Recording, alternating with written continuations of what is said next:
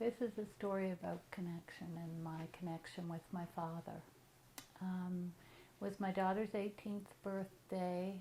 I was expecting 50 people for a surprise party at my house, and I was traveling home from the cottage to Charlottetown.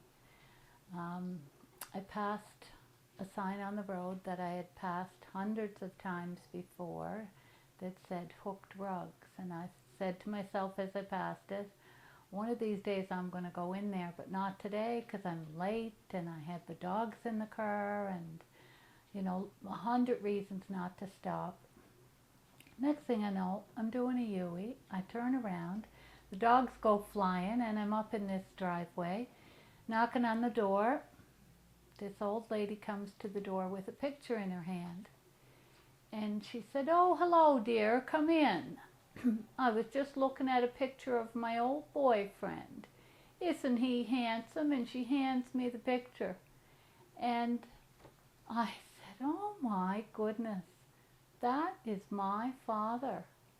And she said, "Willard is your father?" And I said, "Yes."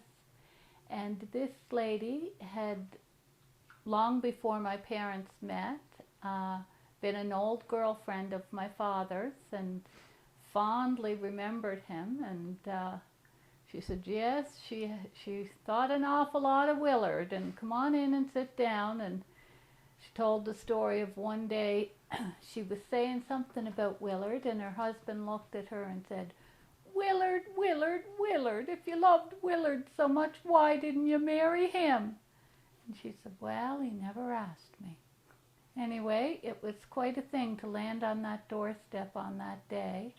Just, at the exact moment she was holding the picture. So it's just a confirmation that I know my father's with me all the time, especially when I need him.